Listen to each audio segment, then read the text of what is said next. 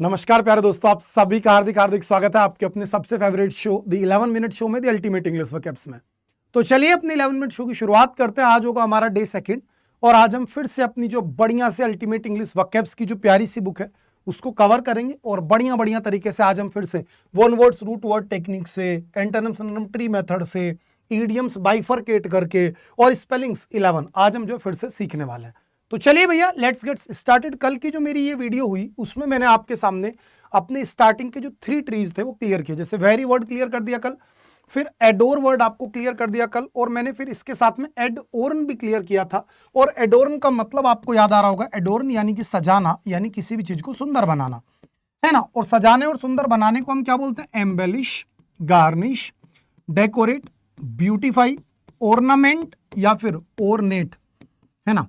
Deck, डीजन, दोनों का मतलब क्या होता है? आपका श्रृंगार करना। क्या? श्रृंगार करना, किसी चीज को बढ़िया से सुंदर बना देना, दैट इज श्रृंगार करना। एडोनाइज सुंदर बनाना, और आपका इम्ब्रिकेट यानी चीजों को सजा देना।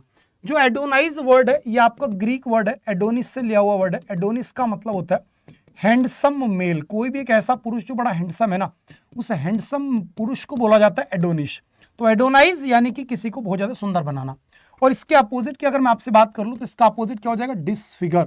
क्या हो जाएगा आपका? डिसफिगर। डिसफिगर है तो आपका स्पॉइल, स्पॉइल है तो आपका सोइल, सोइल है तो आपका मेक वोर्स, यानी कि और भी स्थिति को बद से बदतर बनाना। भाई वोर्स का मतलब क्या है? और भी बुरा।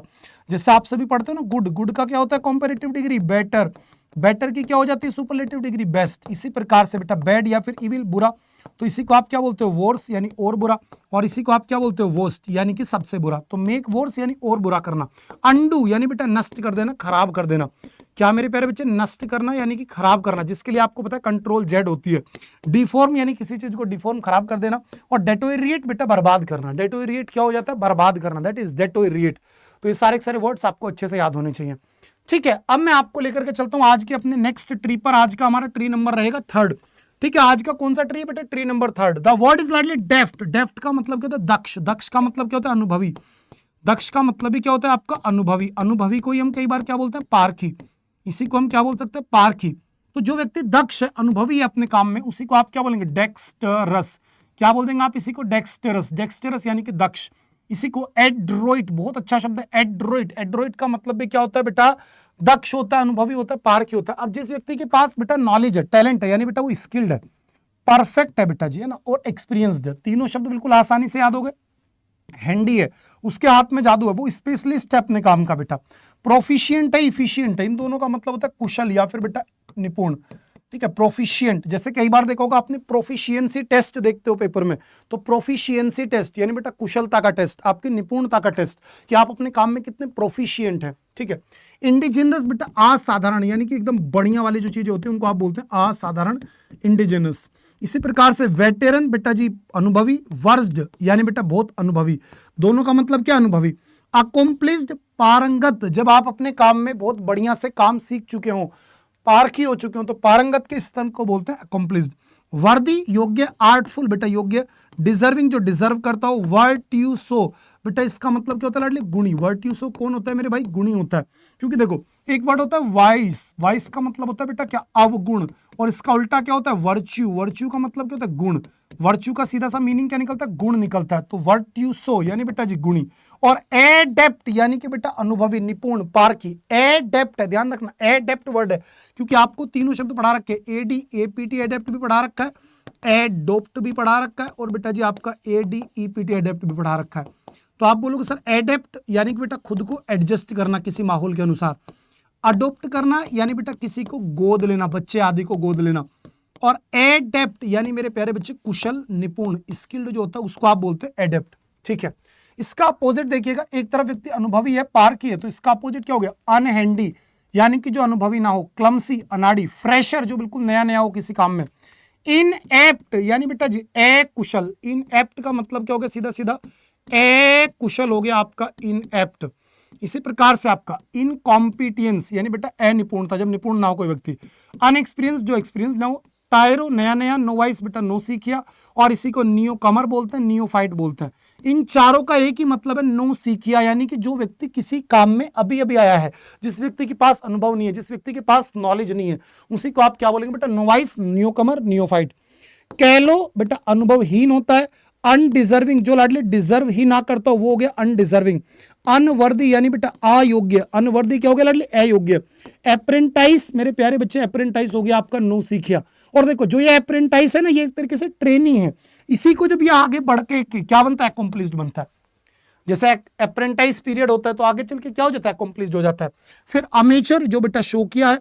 आर्टलेस जिसके अंदर कोई आर्ट नहीं है। ऑब्नोक्सियस भद्दा होता है। और ग्रीन हॉर्न यानी कि बेटा नौसिखिया, जिस व्यक्ति के पास अनुभव नहीं है, जो व्यक्ति फ्रेशर है, उसी को आप क्या बोलेंगे मेरे प्यारे बच्चे, आप बोलेंगे ग्रीन हॉर्न। और इसी के लिए एक इडियम और आता है आपका, वेट बिहाइंड द ईयर्स, यानी कि कान के पीछे एक तरीके से गीला होना, यानी कि अभी अनुभवहीन होना। जब एक व्यक्ति के पास बहुत ज्यादा अनुभव ना हो तो उसी को बोलते हैं वेट बिहाइंड द ईयर्स।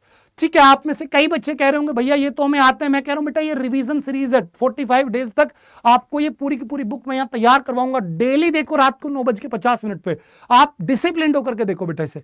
ठीक है, सब कुछ रिवाइज करवाऊंगा, याद करवाऊंगा, डेली रहना बस मेरे साथ। तो ये वर्ड आई होप आपको क्लियर हो गया होगा। आज मैं इसे एक ही ट्री को रखूंगा, ठीक है, ताकि आपको दिक्कत ना आए। जल्दी से देख लो बेटा, veteran, indigenous, proficient, handy, deserving, dexterous, adroit, skilled, experienced, perfect, efficient, accomplished, worthy, इन सभी का मतलब क्या बेटा, निपुण। और इन सभी शब्दों का मतलब क्या है बेटा, अनुभवहीन, यानी कि एक ऐसा व्यक्ति जिसको भी बहुत कुछ सीखना है, जो अभी सीखा नहीं है सब कुछ, है ना, ये अभी नौ सीख है, अभी ये काम की शुरुआत कर रहा है, ये सारे सारे वर्ड्स उसके लिए आ गए। ठीक है, चलो अब मैं आपको लेकर के चलता हूं बेटा आज के लिए किस पर मेरे प्यारे बच्चे, मैं आज के लिए आपको लेकर के चलता हूं एक वर्ड पर। बताओ जल्दी से, टायरो का सिनोनिम क्या हो सकता है बेटा, टायरो। हाँ जी, अभी आपको पढ़ाया था बेटा नोवाइस, टायरो यानी बेटा अनुभवहीन। तो अनुभवहीन का सिनोनिम बेटा अप्रेंटाइज, नौसिखिया। आंसर यही है, क्योंकि इफिशिएंट, वर्टियोसो और प्रोफिशिएंट, ये तीनों का मतलब क्या होगा बेटा, गुणी, पारखी, अनुभवी, निपुण, दक्ष। तो आंसर क्या हो गया आपका, अप्रेंटाइज हो गया। ठीक है, इसी प्रकार से और भी वर्ड्स मैं आगे चल के पढ़ाऊंगा। कल मैंने आपको ये 20 वर्ड्स क्लियर कर दिए थे 1 वर्ड्स में।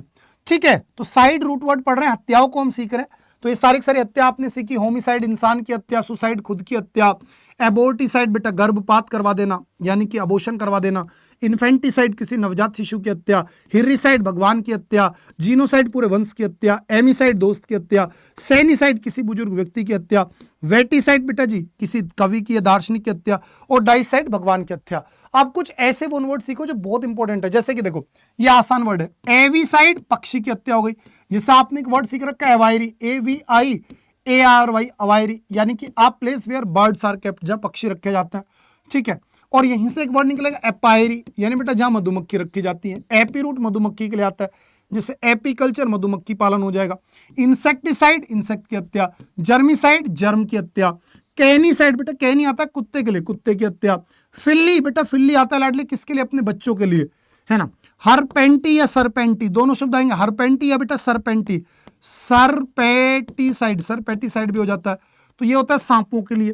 ठीक है, अब ये वर्ड से जो बेटा साइड पर बेस्ड नहीं लेकिन डायरेक्टली इनडायरेक्टली घूम हत्या के आसपास रहे, तो इनको कवर करते हैं। जैसे सबसे पहला शब्द असैसिनेशन, यानी बेटा एस के ऊपर एस के ऊपर मैं और मेरे ऊपर नेशन, तो इसका मतलब हो गया असैसिनेशन, यानी किसी राजनेता की हत्या, है ना, किसी पॉलिटिकल लीडर की हत्या या फिर राजनीतिक कारणों से की गई हत्या को बोलते हैं असैसिनेशन, है ना। जब हम जानबूझ करके मतलब किसी पॉलिटिकल लीडर की हत्या कर देंगे, दैट इज असैसिनेशन।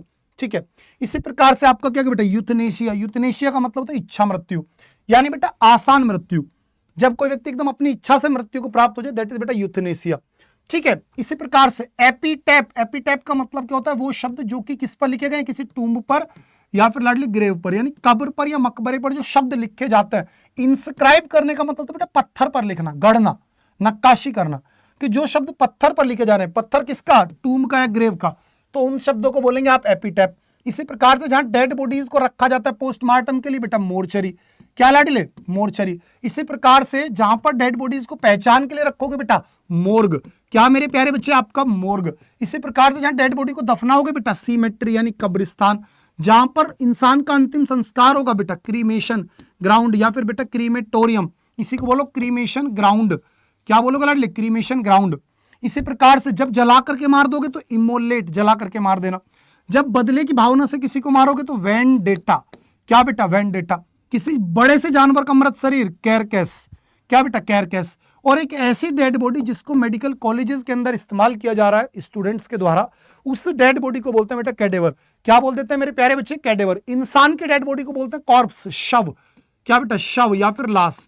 ठीक है। एक ऐसा वाहन जिसको डेड बॉडी ले जाने के लिए इस्तेमाल किया जाता है, ताबूत को ले जाने के लिए, तो हियार्स, शव वाहन।